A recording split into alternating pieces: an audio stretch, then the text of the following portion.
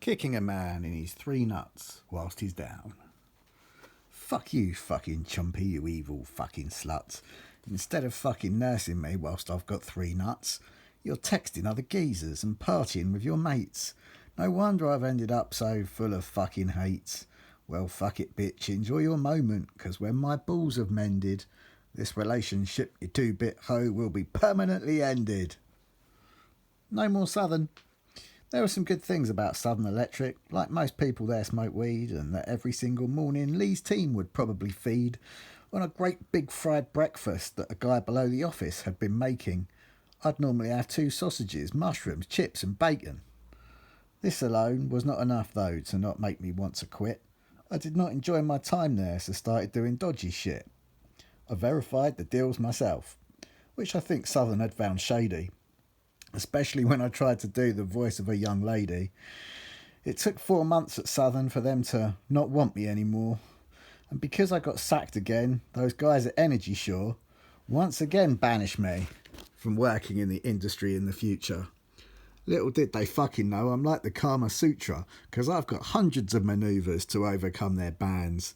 So I phoned up my old Warmfront boss and told him I was the man to get a job at EDF, where the regional manager now was him. But now Seabold was a part of EDF, so I really hoped that Kim, who had been the boss when I got sacked, no longer had a team, or he would undoubtedly unveil that I was not quite what I seemed. Anyway, my old ASM from Scottish Power, in connection with Warmfront, said, "Listen mate, there's no vacancies, so I'm going to be blunt. There's only one position at EDF, but it's not working in the field. It involves going to construction sites doing something called new build." "Fine," I said. "I'm okay with that. I'm always up for something new." "Great," my old boss replied. "I'll arrange an interview." I thought maybe this was cheeky, trying to get a job where I'd been sacked. And Energy Shore had banned me twice, so I'd say the odds were firmly stacked in favour of Seabold, now EDF, telling me I had no chance. But that didn't stop me attending my interview for Electricity de France. The EDF interview. I walked into my interview, but as I entered through the door, the man who was in there waiting, I was sure I'd seen before. But I carried on regardless and conducted myself quite well.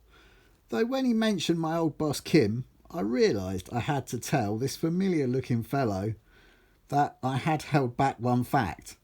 I'd worked for Seabold once before, and from Seabold I'd been sacked. "I thought I'd seen you somewhere before, so on this information you should expand." It was then I realised this orange chap was the infamous Chris Hand, the guy whose disciplinary I'd attended way back in the past. "Oh yes, you worked with Geordie Steve. I remembered you at last. But you've obviously cleaned your act up because your Energy Shore check was fine. And as I believe in second chances, will stick my neck out on the line. So even though I may regret it, and as an idea it is absurd, I'm sending you on the next training course on Monday the 23rd.